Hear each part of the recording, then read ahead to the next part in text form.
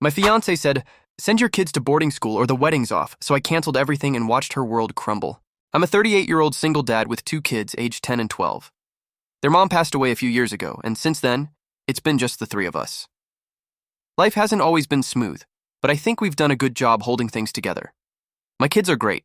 They're kind, smart, and resilient, and they've been my biggest motivation to keep pushing forward. About a year and a half ago, I met someone. Let's call her Sarah. She's 34, and we met through mutual friends at a barbecue. At first, she seemed like everything I'd been hoping for. She was outgoing, charming, and had this spark that drew people in. We hit it off right away, and soon enough, we were dating. Sarah made an effort to get to know my kids early on, which I appreciated. She'd take them out for ice cream or to the park, and she was always trying to engage with them. My kids were polite around her, but I could tell they were holding back a little. Maybe it was because they'd been through so much already, and they were wary of getting too attached to someone new. I figured that was normal, though. These things take time, right? At first, everything felt great. Sarah seemed to understand that my kids were my world, and that we were a package deal. She'd talk about how she admired my parenting and how much she wanted to be part of our lives. It felt good to have someone in my corner who seemed to get it. Over time, our relationship got more serious. Sarah and I started spending more time together, and she even began staying over at my house sometimes. My kids were fine with it. They didn't seem overly excited, but they weren't against it either. I thought we were all adjusting well to the idea of blending our lives, but there were little things that, looking back now, probably should have been red flags. For one, Sarah started making comments about the house. She'd say things like, "It's cozy, but maybe we could modernize it a bit." Or, "The kids' rooms are cute, but wouldn't it be fun to give them a makeover?" At the time, I didn't think much of it. I figured she just wanted to put her own touch on the place, and I was okay with that. Another thing was how she'd talk about our future. She'd make comments about how we could build a life together, travel, and maybe even have a kid of our own someday. I wasn't against any of that in theory, but I always made it clear that my priority was my kids. She'd smile and nod, but now that I think about it, I'm not sure she really got it. Then there was her family, specifically her brother, Jake. He came up in conversations occasionally, but not in a good way. Jake was apparently going through a rough patch. Sarah mentioned that he'd lost his job, was struggling to get back on his feet, and had been staying with their parents. She talked about him like he was a lost cause, but also like it was everyone else's responsibility to help him. I didn't think much of it at first. We all have family members who need a little extra support sometimes, and I figured it wasn't my place to judge. But as I got to know Sarah better, I started to realize just how much of a mess Jake really was. He couldn't hold down a job, made terrible decisions, and seemed to have zero motivation to change. Still, none of this felt like a deal breaker at the time. Sarah and I were getting closer, and I was starting to think about our future together. I'd been on my own for so long, and it felt nice to imagine having a partner. About a year into our relationship, I started thinking seriously about proposing. Sarah had been dropping hints for a while, showing me pictures of rings she liked, talking about wedding venues, that kind of thing. I wasn't blind to it, and honestly, I thought it was a good idea. My kids were doing well in school. We had a stable routine, and I felt like I was ready to take that next step. I knew it wouldn't be easy blending our lives completely, but I believed we could make it work. I planned a simple, meaningful proposal at the park where we had one of our first dates. No big spectacle, just something genuine. On the day, I was nervous, but excited. As we walked, I told her how much she meant to me, then pulled out the ring and asked her to marry me. She said yes, ecstatic as she slipped on the ring, already dreaming about wedding plans and our future together. In that moment, everything felt perfect. I had no idea how quickly it would all fall apart. The first couple of weeks after the proposal felt like a whirlwind of excitement. Sarah dove headfirst into wedding planning, picking out color schemes, browsing venues, and flipping through Pinterest boards like it was her full-time job. I was just trying to keep up. Between work, taking care of the kids, and managing everything else, I let her take the lead on the wedding details. She seemed thrilled, and I didn't want to dim that. But as time went on, little things started to creep in that didn't sit right with me. At first, it was small comments here and there, like how the house needed a woman's touch, or how she envisioned our future being more polished. I didn't really know what she meant by polished, but I brushed it off. Maybe it was her way of saying she wanted to contribute or make the space feel like hers too. Then she started making suggestions, subtle ones at first. Wouldn't it be nice to clear out some of the kids' old stuff? Give the house a more open vibe. Or maybe we could move some of their things to the garage to keep the rooms tidier. On their own, these comments didn't seem like a big deal, but when you added them up, it felt like she was trying to erase parts of the home we'd built.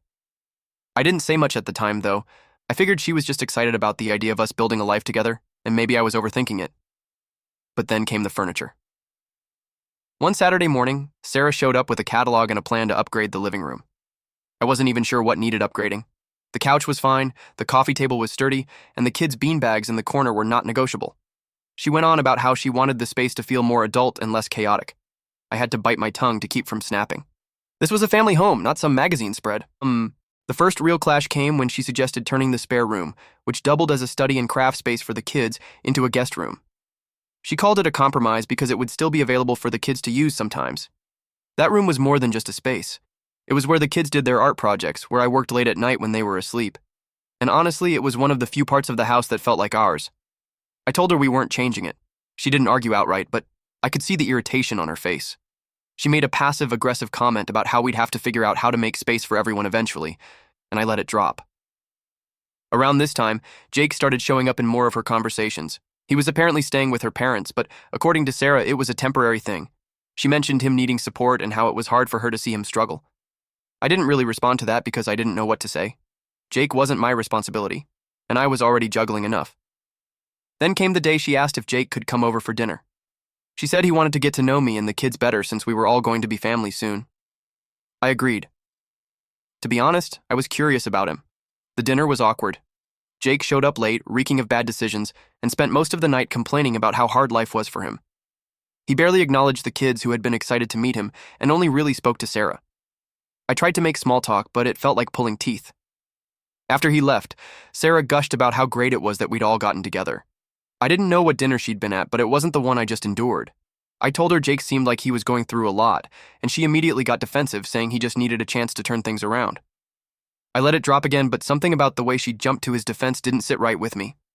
A couple of weeks later, Sarah started mentioning Jake more frequently. She said her parents were pressuring her to help him out, and how she felt torn between her family and her future with me. I could tell she was fishing for something, but I wasn't about to bite. That's when the request started getting bolder. She floated the idea of Jake staying with us for a little while after the wedding. I told her I wasn't comfortable with that, but she wouldn't let it go. She said it would just be temporary and that he'd stay out of the way. I asked where he'd stay, and she casually suggested the spare room. I reminded her that it was the kids' space, and she brushed it off like it wasn't a big deal. The conversation didn't go anywhere, but it left a bad taste in my mouth. Around this time, I also noticed a change in how Sarah interacted with the kids. She started asking them questions about school and their routine, which seemed harmless at first, but then she started making these weird comments about how they'd benefit from structure or how they might enjoy a new environment. One day, my son asked me what a boarding school was. I froze. I asked him where he'd heard about that, and he said Sarah mentioned it. That was a moment where the alarm bells in my head went off full blast. When I brought it up to Sarah, she laughed it off and said she was just talking about how boarding schools have great programs for kids. She said it was an innocent conversation, but I wasn't so sure.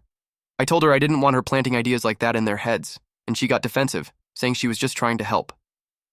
At this point, the cracks in our relationship were starting to feel impossible to ignore. Sarah's focus seemed less on building a life with us and more on bending our life to fit her vision. I was starting to feel like I wasn't just blending a family. I was being steamrolled into making concessions I wasn't comfortable with.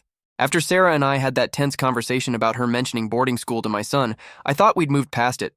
I told myself it was just a misunderstanding, maybe her way of trying to connect with the kids in her own awkward way. I wanted to give her the benefit of the doubt because at the time, I still believed we were working toward the same future. But as the days passed, the pieces started falling into place, and it wasn't pretty. I had no idea how far she was planning to take things until one evening when she sat me down and laid it all out. It started like any other evening. The kids were upstairs finishing homework, and I was trying to relax on the couch after a long day. Sarah walked in with a determined look on her face, the kind of expression that told me whatever she was about to say, I probably wasn't going to like it. She sat down across from me. "We need to talk," she began. I sighed. "All right, what's on your mind?" She hesitated for a moment, which wasn't like her. Sarah usually didn't hold back when she wanted something. "I've been thinking a lot about how we're going to make this work once we're married," she said carefully. "Okay," I said, already bracing myself. "It's about the house," she continued. "I don't think it's going to work the way it is now. Not with all of us here." I frowned. "What do you mean?" "We're doing fine as it is." She shook her head, giving me a look like I was missing something obvious. "No, we're not. This house is too small for all of us to live comfortably. We're going to have to make some changes." I could feel my patience slipping already. "Sarah, the kids have their rooms. I've got my office spare room. It's not perfect, but it works. What kind of changes are you talking about?" That's when she dropped the bomb. I think we should consider sending the kids to boarding school. I stared at her, trying to process what she just said, remembering my kids bringing that up too. Boarding school? Are you serious? Yes, I'm serious, she said, her tone firm. I've been looking into it, and there are some incredible programs out there. They'd get a top-tier education, meet new friends, and learn independence. It's a great opportunity for them. And what's the real reason you're suggesting this? I asked, narrowing my eyes. Because this feels less about the kids and more about something else. She hesitated again, but only for a moment. Fine, she said, her voice sharpening. If the kids went to boarding school, it would free up space here. Jake could move in and have a proper room. He needs stability, and this is the best way to make that happen. There it was, the real reason. I shook my head, anger bubbling up. You want me to send my kids away so your grown, drunk, unemployed brother can have a room in their house? Are you even hearing yourself right now? She sighed like I was the one being unreasonable. Jake's in a bad place right now. He needs help, and this would give him a fresh start. It's not just about him, it's about us building a future together. We have to think about what's best for everyone. What's best for everyone, I repeated, my voice rising. Sarah, what's best for my kids is staying in their home with their friends, their routine, and their dad not being shipped off so your brother can move in. Her expression hardened. You're being so short-sighted, she snapped. You're not even willing to consider what boarding school could offer them. It's not like I'm suggesting something bad. They'd get an amazing education and we'd have the space we need to start fresh. I don't need a fresh start, I said firmly. My kids don't need a fresh start. They need stability, something they've barely had since their mom died. And I'm not about to throw that away because Jake can't get his act together. Her face twisted in frustration. Why are you being so difficult about this? Jake is family. He needs us. Isn't that what families are supposed to do? Help each other. Jake is your family, I corrected her. My family is upstairs doing homework in a house that's supposed to be their safe space. You don't get to come in here and decide their lives are less important than your brother's comfort. That seemed to strike a nerve. Her tone shifted from defensive to outright hostile. You're acting like I'm trying to hurt them, she said, her voice sharp. I'm not. I'm trying to create a life where we all have room to breathe, but you're so stuck in your ways that you can't see how good this could be for everyone. This isn't about what's good for everyone, I shot back.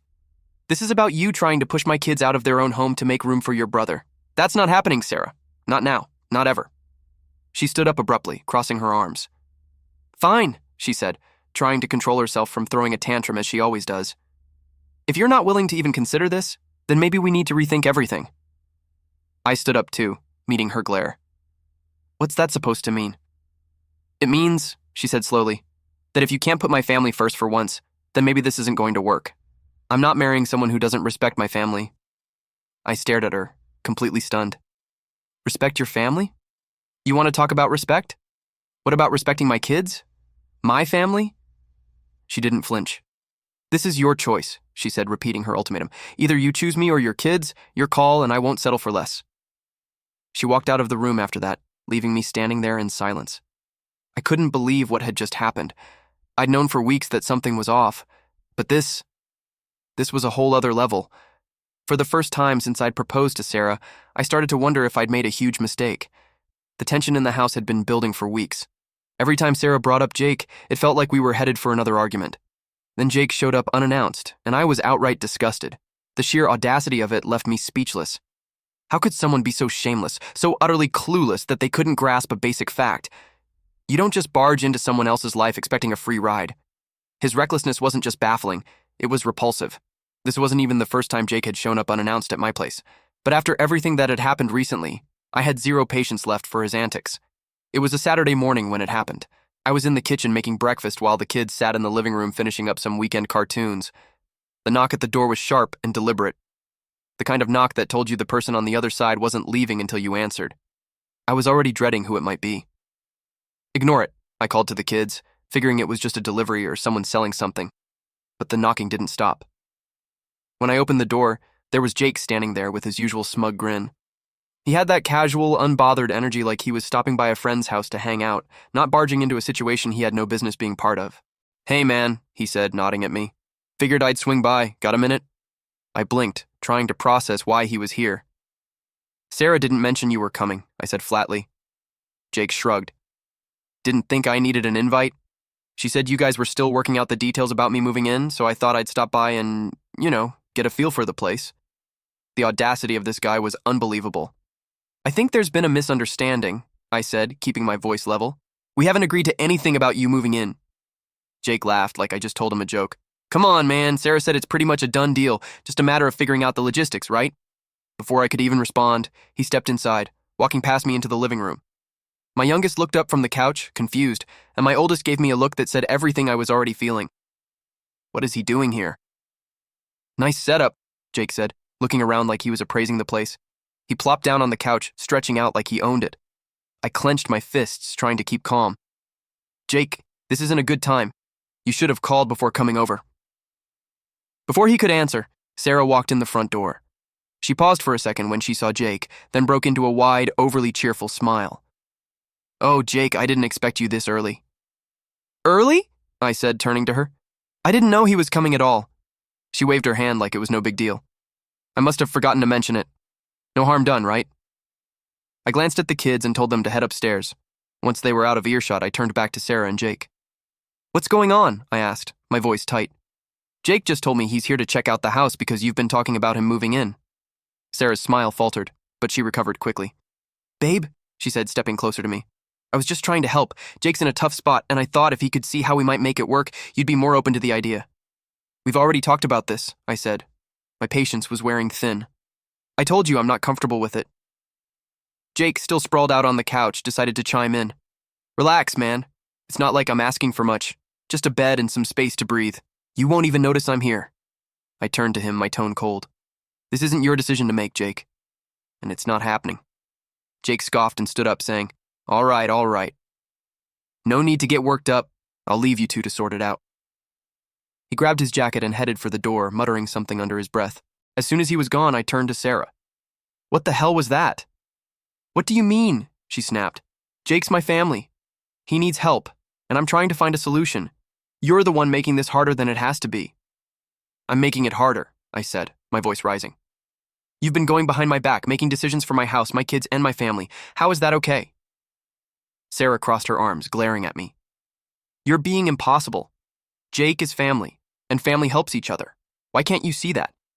Because this isn't just about Jake, I said. This is about you trying to push my kids out of their home to make room for him. They've already been through enough.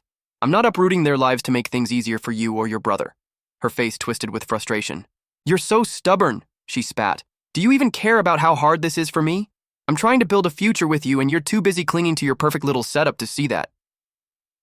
This perfect little setup is my kid's life, I shot back, and I'm not going to apologize for protecting it. If you can't understand that, then maybe you're not ready to be part of this family. Her expression hardened, and I knew what was coming before she even said it. Fine, she said coldly. If you're not willing to compromise, then maybe we need to rethink this whole thing. I stood there for a moment, letting her words sink in.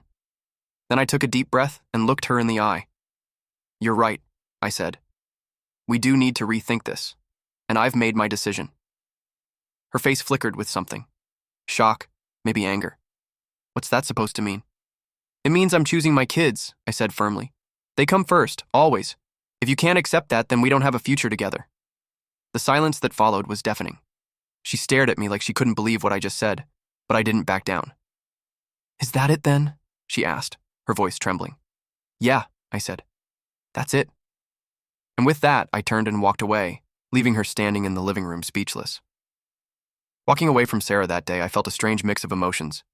There was relief knowing I'd stood my ground and chosen my kids, but there was also a heaviness in my chest. This wasn't just the end of an argument, it was the end of everything we'd been building toward. I knew the breakup was inevitable, but it didn't make it any easier. Sarah didn't take it well. For the first day or two after I told her it was over, she didn't say much. She avoided me, barely acknowledging my presence when she came by to grab a few things she'd left at the house. I thought maybe she was processing it all. But then the storm hit. It started with the wedding. Sarah called me one evening, her tone cold and businesslike. So, I assume you're canceling everything? She asked. Yes, I said, keeping my response short. There's no reason to keep the plans going. Her response was immediate. Good. Then we need to talk about the money. I frowned. What money? The deposits, she snapped. I've already put down a deposit on the caterer, and I expect you to reimburse me since you're the one. It's only fair. I paused for a moment, realizing that her demands would never stop, even when we were breaking up. Sarah, I already paid for the venue deposit, which was more than what you spent on the caterer, I said. That's not the point, she said sharply. You're the one who decided to end this, so you should take responsibility for the financial fallout. I took a deep breath, trying to stay calm. I'm not reimbursing you for anything, Sarah. We both contributed to this wedding, and we both knew the risks of non-refundable deposits. You made your choices and I made mine. This is on both of us. She didn't like that answer. So what? You're just going to leave me out of pocket for hundreds of dollars? I'm already out of pocket for thousands, I said, my voice firm. The venue, the invitations, the flowers. I covered all of that. I'm not paying for more just because you want to pass the blame. The conversation went nowhere. She kept insisting that I was being unfair while I held my ground. Eventually, she hung up on me, but the calls didn't stop. Over the next few days, she bombarded me with texts, emails, and voicemails, all demanding that I pay her back for the caterer. At one point, she even threatened to take me to small claims court if I didn't comply. It wasn't just about the money, though. Sarah wasn't content to leave things between us on a simple financial dispute. She started spreading her version of the story to mutual friends and family, painting me as the bad guy who abandoned her and refused to help her struggling brother. I got calls from people I hadn't spoken to in months asking me what was going on and why I was being so cruel. One of her relatives, a distant cousin I'd only met once, actually had the nerve to lecture me about family values. Jake's going through a tough time, she said. You could have made a small sacrifice to help him out. It's not like you'd be homeless. I bit my tongue, not wanting to argue with someone who clearly didn't understand the full story, but it stung. No one seemed to care about my kids or how Sarah's demands would have turned their lives upside down. All they cared about was her version of events where I was the heartless villain refusing to help. Thankfully, I had my own circle of support. My close friends and a few relatives knew the truth and backed me up without hesitation. You did the right thing, one of my friends told me. Anyone who tries to push your kids out of their home doesn't deserve to be part of your life. Still, the fallout was exhausting. Canceling the wedding was a logistical nightmare. I had to contact vendors, explain the situation without airing too much dirty laundry, and navigate the awkwardness of calling off an event that people had already marked on their calendars. Most people were understanding, but a few tried to pry for more details. I kept my responses vague, saying it was a mutual decision, and that we'd realized we weren't on the same page about the future. Through it all, my kids didn't know the full extent of what was happening, but they could tell something had changed. My oldest asked me one night, "Are we not having a stepmom anymore?" I smiled gently and shook my head. "No, we're not. But you know what? That's okay. We're still a family and nothing is going to change that." They seemed relieved, which only reinforced that I'd made the right decision. The thought of them being shipped off to some boarding school while Jake moved into their rooms still made my blood boil. Sarah had completely underestimated how much I valued my role as a dad, and that was her biggest mistake. The final straw came a week later when Sarah showed up unannounced to grab more of her things. She walked into the house like she still had some claim to it, her eyes scanning the place as if she were checking for signs of her absence. She didn't say much at first, just packed her stuff in silence while I stayed in the kitchen, giving her space. But as she was leaving, she stopped in the doorway and turned to me. "You know," she said, her voice icy, "you'll regret this. You had a chance to build something better and you threw it away." I met her gaze, calm but firm. "No, Sarah, I didn't throw anything away. I protected what mattered most, my kids in their home. If you can't understand that, then this was never going to work." Her expression flickered for a moment, like she wanted to argue, but couldn't find the words. Finally, she scoffed, muttered something under her breath, and walked out the door for the last time. The house feels quieter now. Honestly, this wasn't the future I'd pictured when I proposed to Sarah, but maybe that's for the best. My kids are safe. Their home is still their sanctuary, and I'm free from the chaos she tried to bring into our lives. But I can't help wondering, was there something I missed early on that could have prevented all this? I'm still processing everything, but I'd love to hear your thoughts and advice. I'll update if anything significant happens. Thanks for reading, Reddit, our final update. Hey, again, I thought breaking up and canceling the wedding would be the end of the drama. I couldn't have been more wrong. Turns out walking away from Sarah wasn't just about protecting my kids and keeping our home intact. It also meant dealing with a wave of chaos I didn't see coming. From Sarah spreading lies about me to her brother Jake making veiled threats. Things went from intense to downright absurd.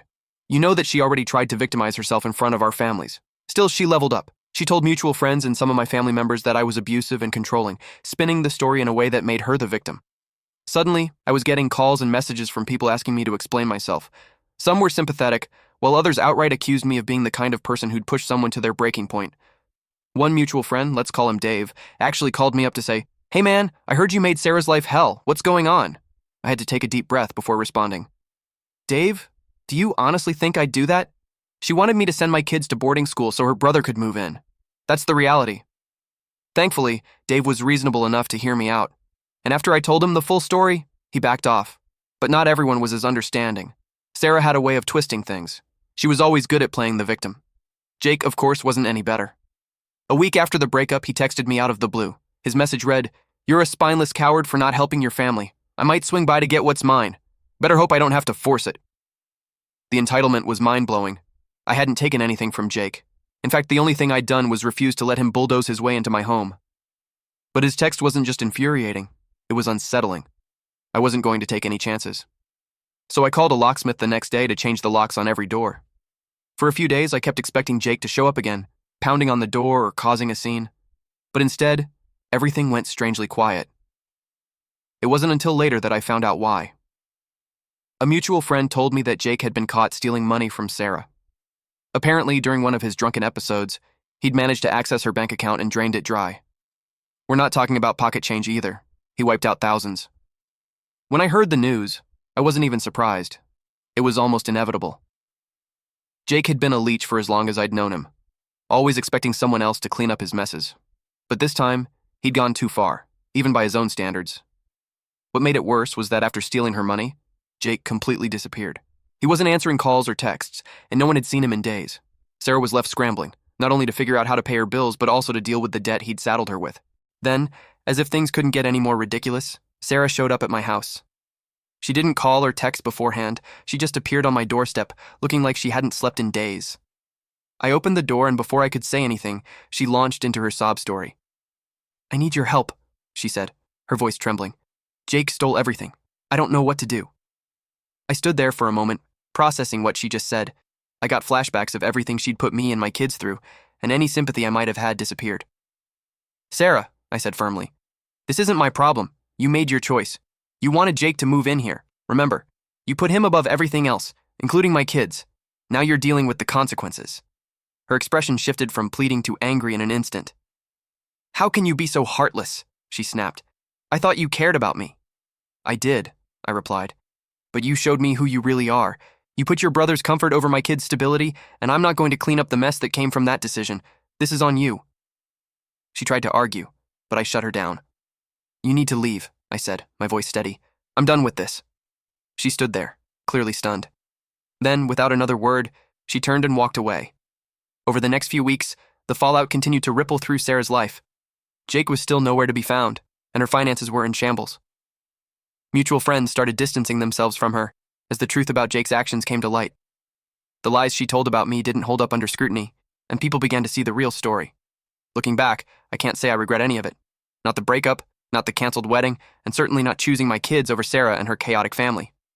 It was a tough lesson, but one I'll never forget. The people you let into your life should add to it, not take from it. And if that means shutting the door on someone who doesn't respect your boundaries, so be it. My kids come first, and that's never going to change.